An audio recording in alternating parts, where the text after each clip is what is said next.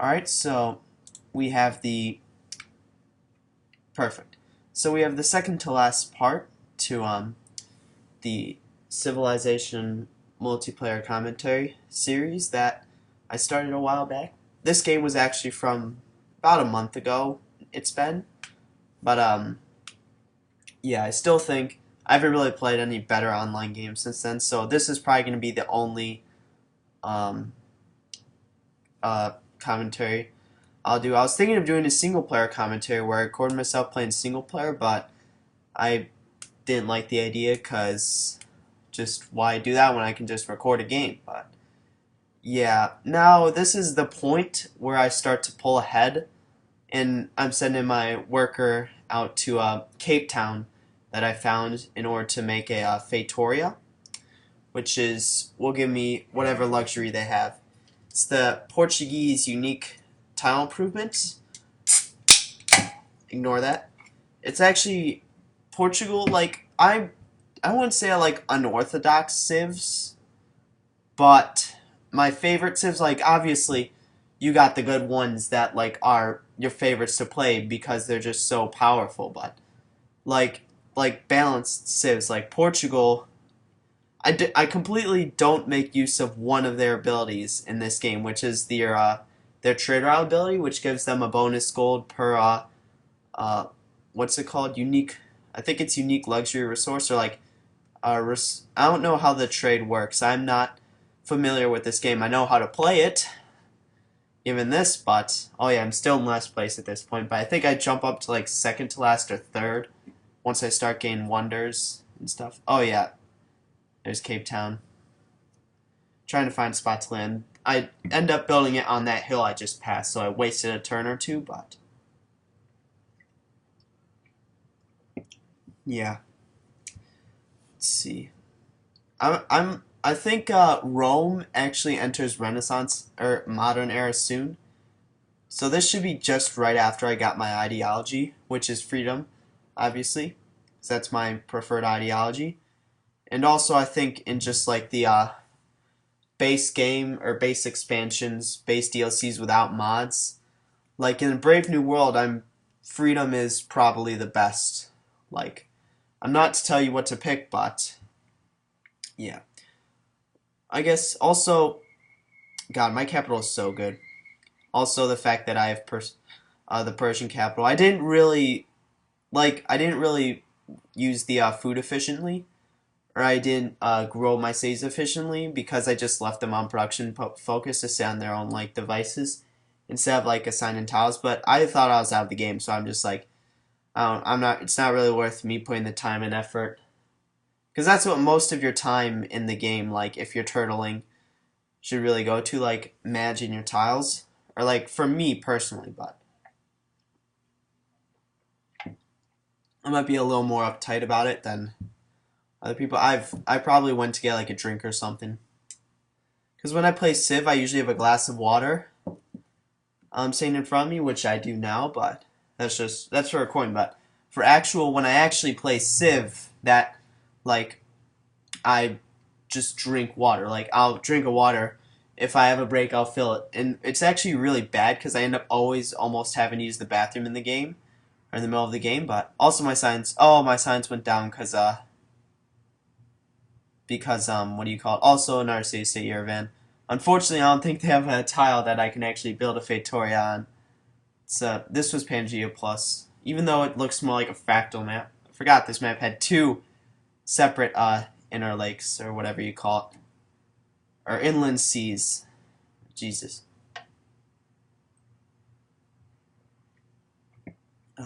I think I do this game. I've gotten a bad habit of mine was just I wouldn't develop culture at all, but I think I did fairly decent in this game.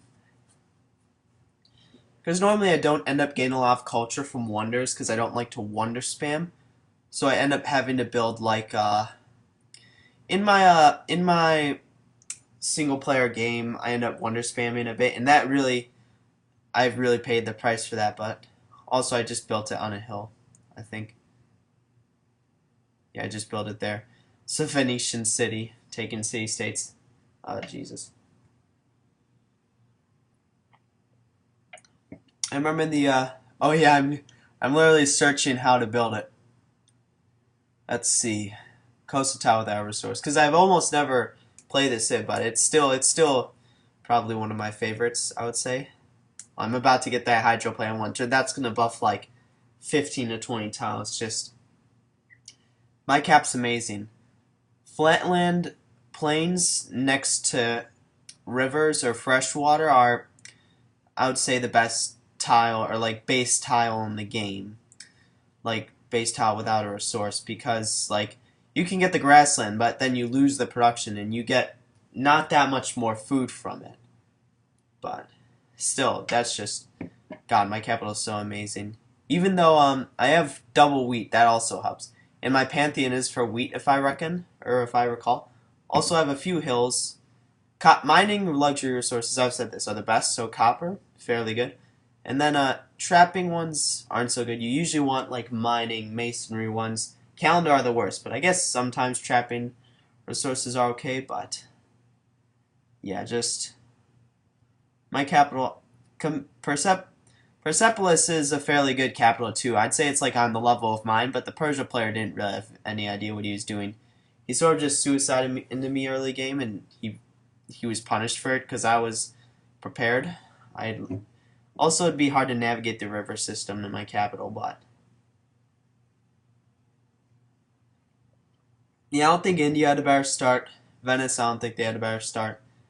I haven't gotten to see Rome's, but I remember theirs was pretty good. Probably close to mine and Persia's. Indonesia's, I think. Oh yeah, Longhorn fam just taking out the AIs. Thankfully, this isn't hybrid.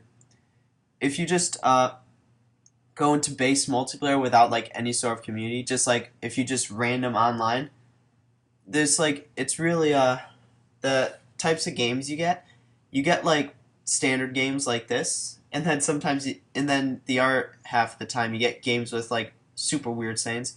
I don't know why I don't build circus. Oh, do I build? I don't know why I don't build. I guess because I'm at 3 happiness. But I get that observatory before the it's only 4 turns, and it also freaking Venice gold. The main resource I got from taking Persepolis. Just also I did switch that. Oh yeah, I'm Jesus. I think I switched to Circus Maximus. Oh Jesus. I hate that. That's the second. I think that was the second time it happened this game, but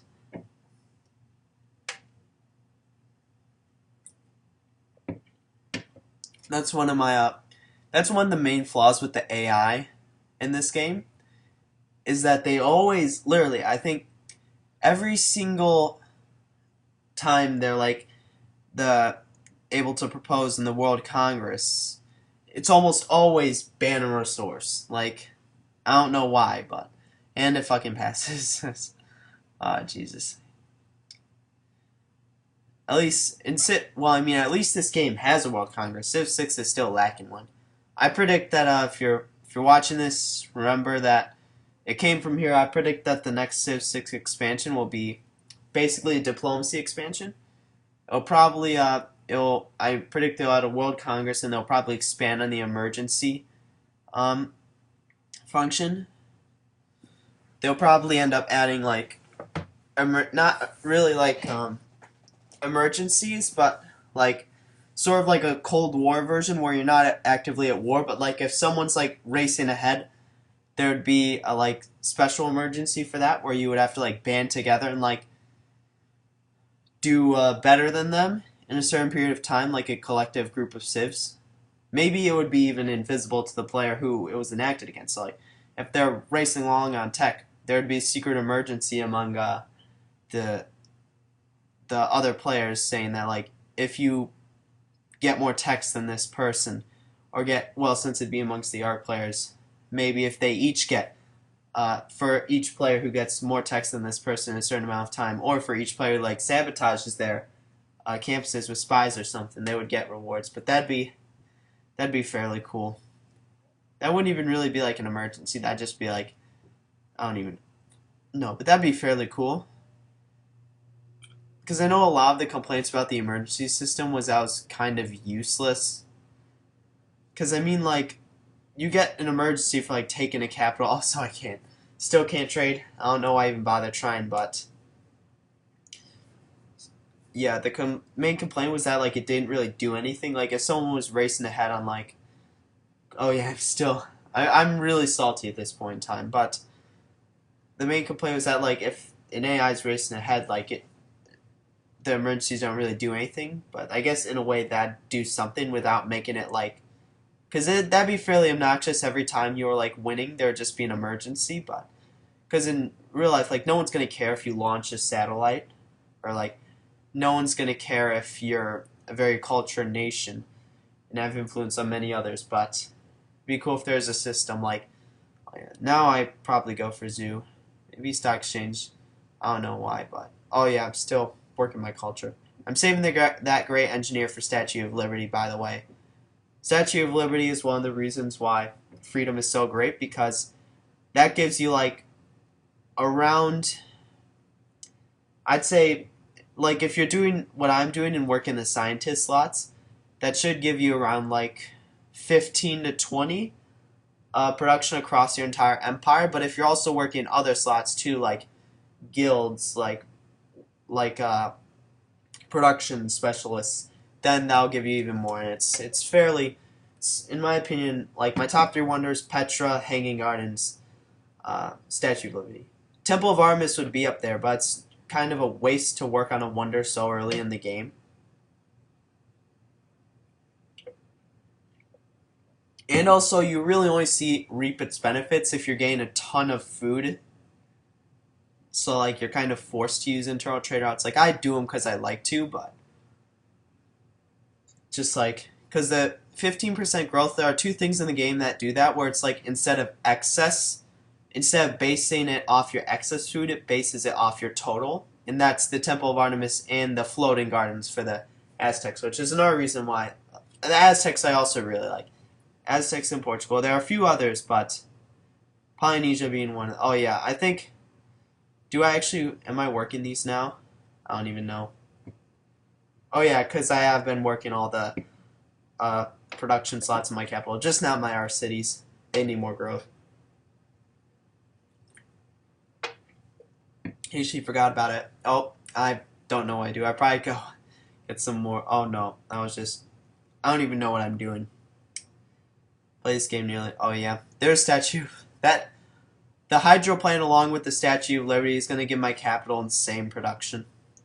Because the Statue of Liberty is really mainly for the capital. Because if you're using food to feed your cities, it's best to place. Oh yeah, so right now in demographics, 1 in literacy and pop, which arguably the most important. But oh yeah, Surabaya is going down. Longhorn fans beating up on the AI. Also, yeah, now I risen above Gajah because he obviously lost the city. Also, Rome appears to have taken his southwesternmost city. So, I just noticed that now, but.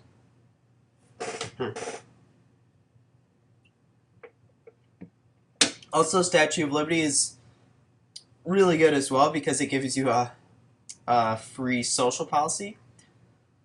And that's like actually really powerful. Because, like, it takes you about how many turns to acquire social policy? Let's say like 20 to 30. If you're making an insane amount of culture, it might take less, like 10 to 15, but on average it should take around 20 to 30. And so that's essentially that amount of culture within one turn. And it's like, it's not like you're punished for taking the social policy, because it doesn't, like, the culture you have. Like, I've gotten things where I've actually gotten 2 social policies in one turn. Because I've gotten a free social policy and then normal social policy. I've actually gotten 3 in one turn because I got my ideology and a free social policy. But or not a free social policy, like a natural one. So I was able to put 3 immediately into ideology. That's a bit lucky on the timing, but yeah, so Statue of Liberty, overall, one of the best wonders in the game. If, like, what do you call it? The ideology-specific wonders are fairly powerful. I don't really know a lot about the Kremlin, and I know Perora is extremely good for happiness. it's like plus one happiness for every two policies you adopted, and like a base 3 or 5 happiness or something. I don't really know because I never go autocracy, but it's extremely good. Like autocracy, the main reason I guess you'd go like autocracy, it helps with military, but it also helps with happiness more so than arguably freedom or order, because you just get like you have the happiness policies from CAS and from like a defensive buildings, happiness policies from what would you call it, military experience buildings. You have like base happiness policies, and then you also there's you remember to the Dido game where I that was like one of my first games where I went domination and ended up winning. But yeah, that was a great example of how autocracy happiness can really benefit you. But even though you can create happiness with specialists and freedom, that still, like comparatively to autocracy, it's not. It's probably like half, maybe 2/3 the happiness you'd get. It's just, yeah, and I guess also the freedom doesn't have as much happiness as order either. So I guess in order to balance out freedom, they just make it so you can't get as much happiness from it. But still, you got a couple good freedom policies. You got the, was it universal health care? No, I think it was, I don't even know, but the policy that half, where it's a half happiness or half unhappiness from specialists. Also, I wonder how that'll work. I don't think that is affected by the Forbidden Palace, but yeah. And then also you have capitalism, which is plus one happiness from mint, bank, and stock exchange, which is, that's fairly powerful because you can get, if you get all three of those in each city, which I can get it in Porto and Persepolis. So theoretically, I can get 12 happiness from that. You also have the happiness from hospitals, medical labs, and water mills. And I think 3 of my cities have a water mill, and then I'll eventually get hospitals up. I don't really go for I don't really hit medical labs in the tech tree, so also yeah, Yerevan is literally no tiles where I'll be able to build a Feitoria on, unfortunately, but yeah, so I'm gonna rush that wonder in one turn. Let's see. I don't even know why I built at this point. Get an arsenal. Why not?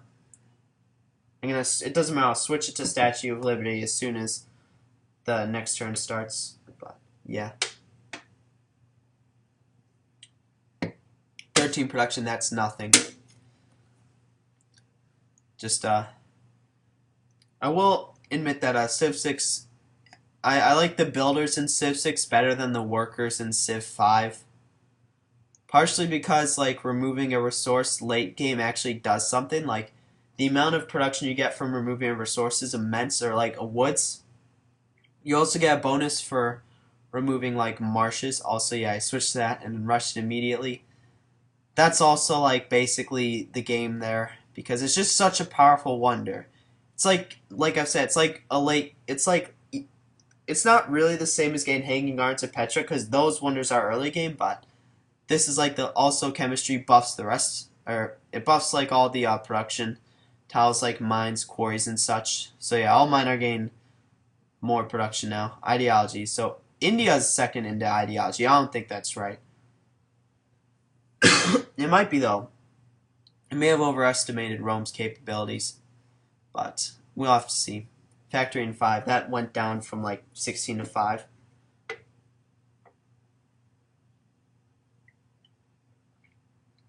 But yeah. Yeah, unfortunately, since I'm not playing the game, I can't really see. I think I start looking at Rome a little bit later, like once I enter Atomic, because I was confused, like what happened to Rome. Because like, I just think, I don't know. I think they, warring Indonesia I think was a good idea, but not taking Surabaya was probably their downfall. Because Surabaya was a good city. You could see that, because Surabaya, before it was taken by, oh yeah, Jakarta's going down by the Indian medieval units. So Rome does end up taking Surabaya, but I think not taking it early was really their downfall. Because like it was 15 pop, I think, around before Rome warred Indonesia. And I think instead of warring Venice, Rome should have continued to war Indonesia for that city. Also, it switches to the quarry now. Yeah, this city, Persepolis had so much more potential. I just neglected it almost, but I guess when everyone else, I warred this game, but I got done quick. My early game war, it was like one and done. I I got the city and then I was done. Which Rome, they were facing an actual player, so but not taking Surabaya, that was really, I think, crippled them. They have ended up taking two other cities off of Indonesia. Their second city, I think, or maybe third city that has the natural wonder, and then their city to the west that's settled near the mountains that you can actually see on the map, not the other one, but let's see, Statue of Liberty done. That's a social policy, and I'm also about to get my natural social policy, so Enrico Dandolo is there in the modern era. Alright, so there's Statue of Liberty.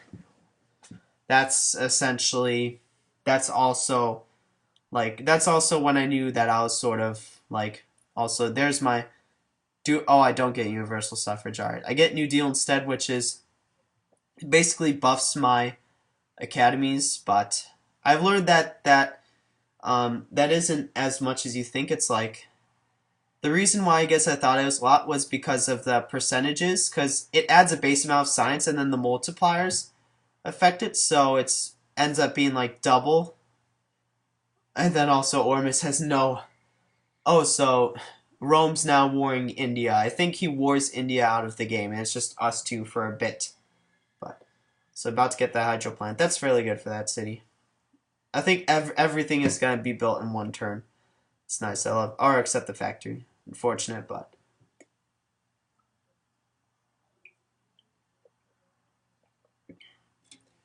Yeah, I'm still surprised I don't have public schools in those cities yet. I'm still earning a decent amount of science, though, mainly from my capital, but...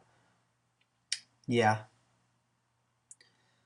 Normally, now what I do is I usually work less production specialists.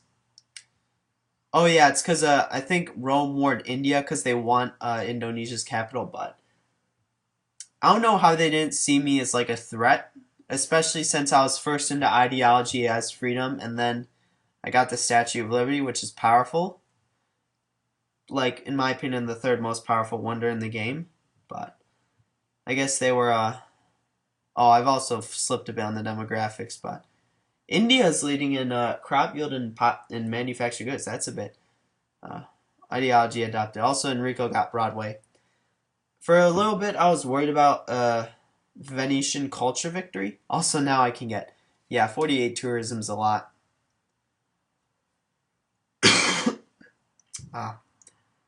Also, now I get my own social policy. Also, normally what happens in games is I almost completely neglect religion. I don't know why. Since there's not a victory condition, I know religion helps. Like, if I get a natural wonder, I'll go for an early religion. So, I don't think I end up gaining a hydro. Oh, I do. It's just that it doesn't affect much of do I get humanism? I think I get the gold from the gold policy, or maybe I probably go for happiness, actually, thinking of it. That's what I do. I'm sort of just basing everything what I do off of what I do if I were in this situation currently. And you've seen throughout the other recordings that sometimes they were different. I guess that shows like what little difference a month can make, or like a few games of Civ can make in your judgment. Because I'm not gonna talk about this game. I'm gonna talk about another game for a minute. That really actually changed because popular game type in not just for like competitive Civ, but like just random online Civ is West versus East. And I never knew the power of diplomacy in that game, because normally in that game there are no city-states, or at least city-states are disabled. So essentially how it works is whoever gets the Forbidden Palace essentially controls the World Congress. And actually Also, if voting by diplomacy is allowed, that's going to win the game. Like there is, if diplomacy victory is an option, that's how the game is going to be won. And I didn't realize that, so I was going my normal strat. Like I remember I was Polynesia this game. I could have done some cheese and settle on their side of the map, but I didn't do that. And it was a 2v2, not like a 3v3 or 4v4. 4v4, that'd be insane on West vs East. But one of my first multiplayer games was a West vs East. Oh no, my first game was a Lakes map, and I did poorly because I got Sweden. But I think it might have been like the second or third game was a West vs East that lasted like 20 turns. But also, so back to this. So I was Polynesia. It was me and my teammate, and two people on the other side, and I got the Hanging Gardens, which was good. Someone on the our team who was Poland, they weren't tradition, but they weren't doing too well. Like no one else really played too well in the game. Like I played decently. I did well because I got the Hanging Gardens. Like my capital it was like size 30 by probably a little bit before this time. No, it was a little bit after. Not a little bit before. That'd be insane. It was a little bit after because in the World Congress. So I think the other team, one of the two players was like, or maybe both of them, I don't know, but they knew what they were, well, they didn't really know what they were doing in terms of turtling their civ, like how to, like, they weren't really doing it efficiently. Like the one guy had like a size 13, say, like Spain. Oh yeah, we got Portugal and Polynesia. We all went random, and then the other team, Spain and Poland, but the Spain guy had like a size 13 cap by like the end of the game, which the game ended early, obviously. It ended by like 1900-ish, or maybe 1920, 1930-ish, but yeah.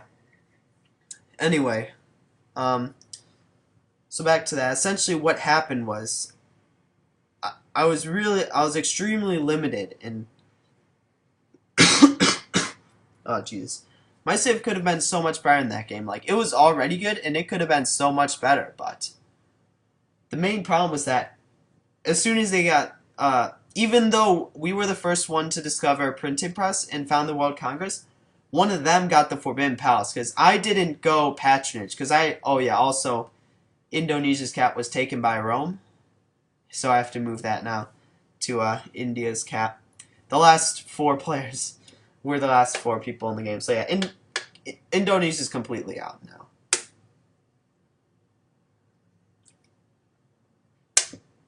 I think by the end of the game, Venice is actually, not Venice, but I think India gets knocked, no, they don't get knocked down entirely, but also now I'm top in production, obviously, but that's with like not an efficient amount of population, because I haven't done the tile assignments efficiently, but also, I think I don't know. I moved my nice way because no barbs are going to spawn there. It's 1750 AD. And I got to deal with barbs in my cities. So that camp still is there since the dawn of time. That camp was there for probably like 100 at least turns. But, so back to the game. Essentially, so they got the Forbidden Palace. They voted themselves world leader, which gave them an extra vote. Because that was the first world leader vote. Or no, that was the second. So it was essentially 5 votes combined compared to 2 votes combined. You see the problem here. So essentially what they started doing was, the first thing they voted was, I think, scholars and residents. Because I was sort of like, I was the main science generator of our team, and I was generating a good amount. Well, I wasn't generating a ton because I wasn't working my specialists efficiently that game. I was trying something else. The only specialists I really worked in my cap were the guilds and the science ones, and then my other cities I sort of just worked when I had a free citizen instead of like setting one aside for that, which crippled my science a decent amount, but it let my cities grow a bit more, so I guess it's a trade-off. But essentially, so they passed scholars and residents. They banned all our luxuries, like all but I had like 2 luxury resources by the end of the game, and it was ridiculous because there's absolutely nothing we can do to stop it because there was no city states on the entire map. So they were just free to do whatever they want. So I guess now I know if I play a West v East, even if diplomacy victory isn't an option, I'm still, instead of putting my filler policies into commerce, I'll do it into patronage. I used to do that until I didn't care about because I used to use external trade routes, so I'd buy states and stuff. So I'd put my points into patronage for I got the gold policy from patronage. That's bonus influence from buying state influence with gold, and then I switched to commerce after I started using internal trade routes, or I realized the benefit of those, and then yeah. But now I guess I know if I ever play West v East, I'm putting my filler point into patronage, even though there are no states on the map, states on the map, just so I can get the Forbidden Palace. But it's been about 30 minutes, so I'm gonna pause here. I'm gonna do this for another 30 minutes, but I'm gonna pause here. So let's see. Or I should probably pause this first, and then stop this.